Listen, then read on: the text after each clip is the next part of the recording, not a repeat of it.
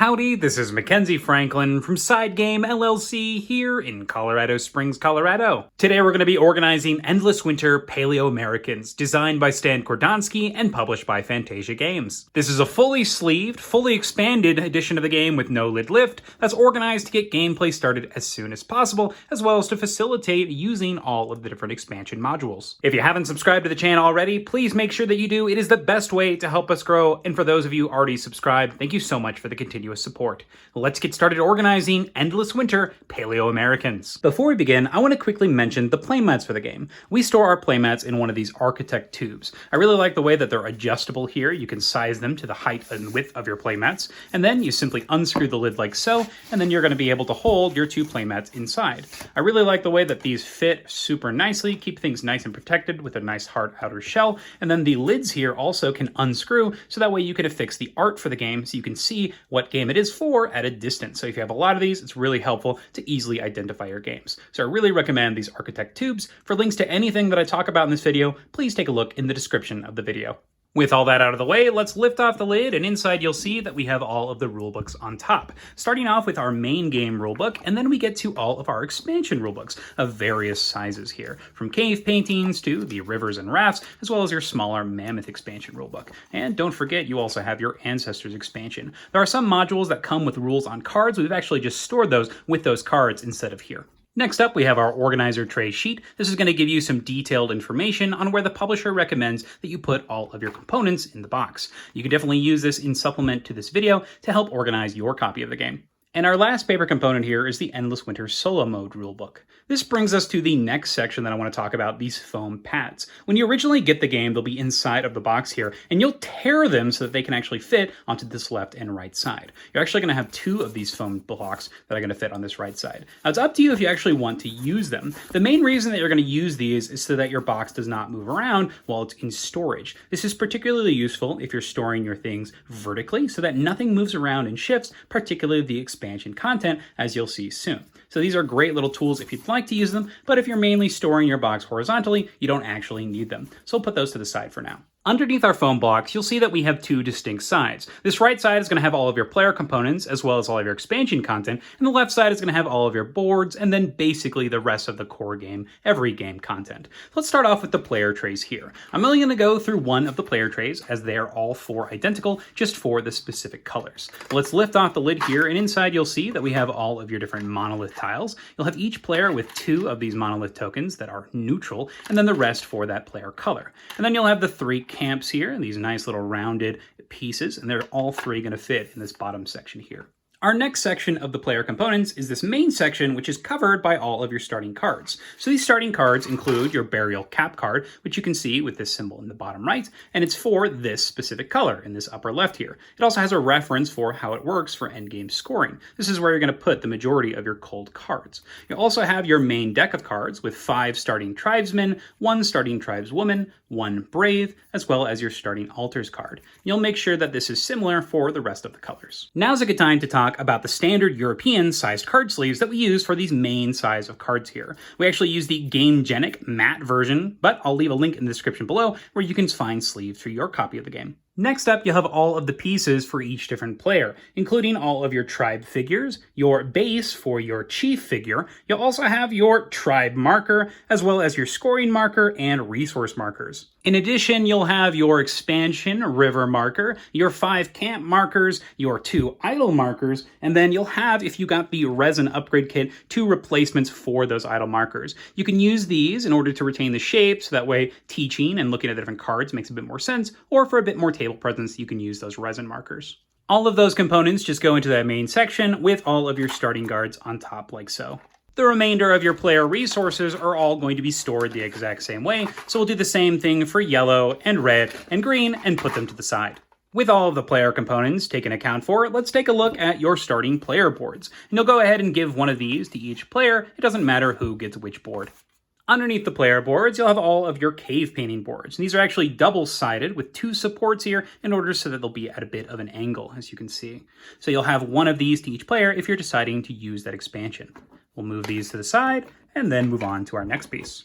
Underneath our cave painting boards, we'll have all of your main game boards, including the animal display here, as well as the track that's double-sided that's going to be tracking your end game scoring for your burial, as well as your resources. And then lastly, you'll have that main game board, and if you're using the playmat though, you will not actually be using these. All of the playmats have all of these boards all combined into one section. Super nice. Underneath the game boards, you'll have all of your core components, as well as some of the modules. Let's pop off this plastic lid here, and inside you'll see that we have a variety of pieces and cards. In the upper left section, we have some silica gel packets for freshness, as well as all of your Megalith boards. This is also going to include the Megalith boards for the expansion. Below the Megaliths, you'll have all of your terrain tiles for the game. Underneath the terrain tiles, you have all of your culture cards, including your Era 2 and Era 1. And there's a special culture cap card that you're going to put on top of the shuffled Era 2 pile, because you won't actually access these cards until the 3rd and 4th rounds of the game. Go ahead and set those up appropriately. Underneath the culture cards, you're going to have a variety of different card sets here, starting off with your Chieftain cards, giving each player their special figure, as well as a special ability, the reference cards, as well as the turn order card. So based on the turn order, that's also going to determine what starting resources you get, and then you'll have 3 of these small module sets. So you're going to have rules cards to explain how the modules works, and then the accompanying set of cards. So you have Ceremonial Grounds, Aurora Borealis, and lastly, the Canine Familiars module. Those will all go in that middle section there. Underneath that variety of cards, you'll have your tribe cards. You want to make sure that they're separated by their art here, because they'll have specific spots on the board where they're going to go. So you want to group them together and then place them in their appropriate spots on the game board. Next up, you're going to have each of your Chieftain figures, and you can tell where they belong based on the shape of the specific characters. There's also a special Mammoth miniature that's going to go in that upper right, and you can use this as the round marker, or if you're playing with the mini expansion that actually utilizes the Mammoth. So those will all go in that upper right section here. The remaining cardboard components from the core game are your rest markers for use with that module. You'll also have these Glacier tokens if you decide to use that mini module, and then in every game, you'll definitely be using these sacred stones here. You're actually going to stack them so that they go like this, so that that sharp side is actually going in, so the flat side is on top. And these are also going to be separated into 2s and 1s based on the era in which you actually are going to be able to take them. Underneath all the cardboard tokens, we have our small cards, starting with our starting resource cards, which will tell you which your initial camp placements are, as well as potential cards that are going to start in your area, maybe some animals or these tools or food. And then you'll also have the animals themselves. You're going to shuffle this large deck of animal cards and then place it in that center area on the table, and then reveal a number of these cards equal to the number of players plus 1 to start your initial display. Now's a good time to talk about the mini European board game size sleeves that we use for the game. We use the Game Plus Products brand. I'll leave a link in the description below where you can find sleeves for your copy of the game. The last components in this main organizer here are your solo components. You'll have your solo cards here that will determine where the AI is going to be moving and what actions they'll be taking. You'll have some reference cards in here as well in order to determine what resources and what cards that the character is going to be taking. And then lastly, your location cards. There's also 2 additional tokens in here, one that you're going to be used for the solo mode to determine which difficulty you're going to be playing on. And then lastly, you're going to be using this small round marker in case you are going to be using that Mammoth miniature for its actual expansion purpose instead of just the Mammoth marker. So pull this out if you're actually playing with the Mammoth expansion. So that's everything on our left side of this organizer. Let's go ahead and pack this one up right now. So first off, we'll place all of those solo cards into that bottom middle section here, and then our small tokens like so. All of our animal and starting resource cards, all of our sacred stone tokens, all of our rest tokens and our glacier tokens, all of your tribesman cards, as well as your variety of cards, including your modules and your chieftains and your player order cards, all of your culture cards, as well as your terrain tiles. Lastly, we'll place those Megalith tiles, as well as those silica gel packets. And that's everything in our left side of this organizer here. So that's all of your main contents in this left side here. In this right side, we have all of our expansion content, starting off with this draw bag. It's a nice white color to go with the theme, and it's actually going to have all of your fish tokens. Whenever you need to get one of these in the game, you draw one randomly, so instead of putting them all face down and shuffling them, you just simply put the bag on the table and it's ready to go. Whenever you need one of the tokens, you'll just pull one out and boom, you've got your resources that you earn.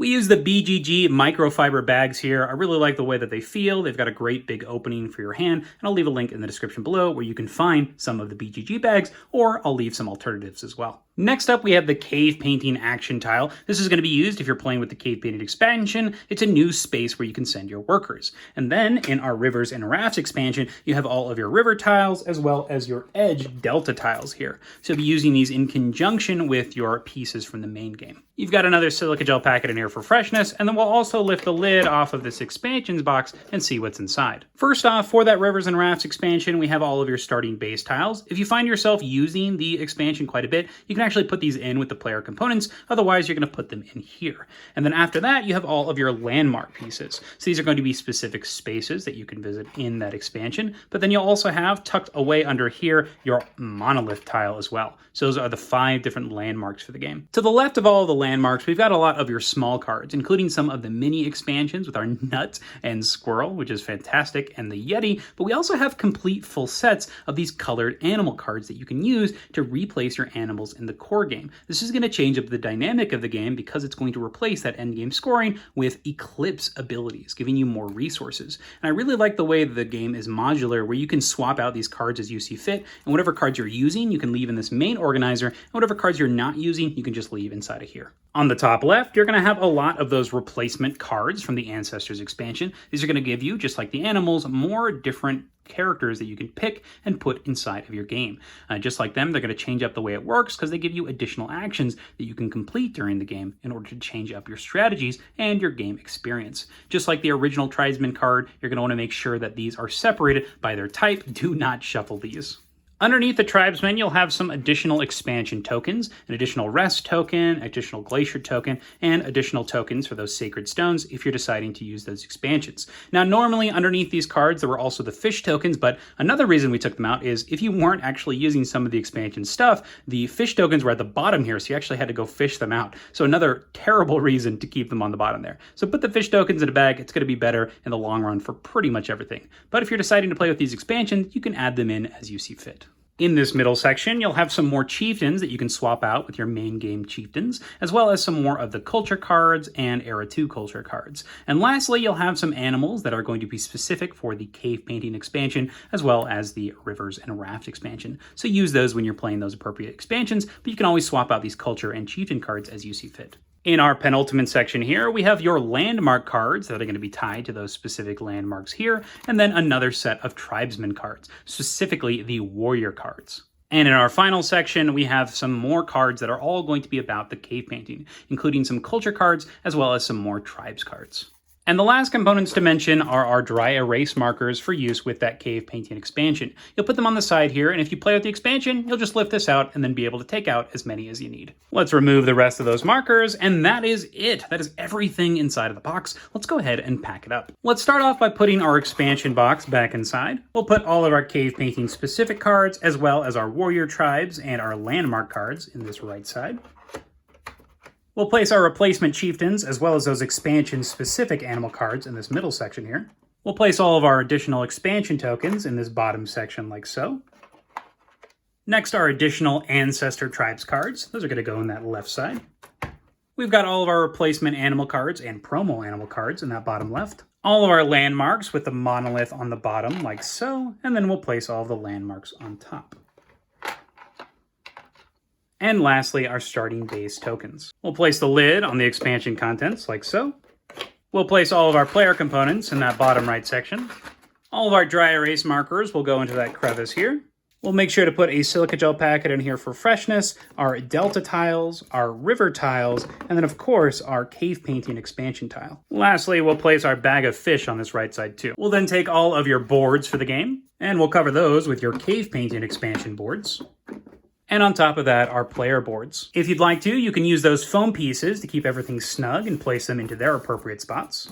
And top it all off with all of our rulebooks. And that is organizing Endless Winter Paleo Americans. If you have any questions about what you saw here, please let me know down in the comments below. How do you organize your copy of Endless Winter Paleo Americans? Have you tried out the game yet? What do you think of the different expansion modules? What's your favorite way to play? Who's your favorite chieftain to play as? And what's your favorite strategy in the game? We'd love to hear what you think. But thank you so much for watching SideGame Strong.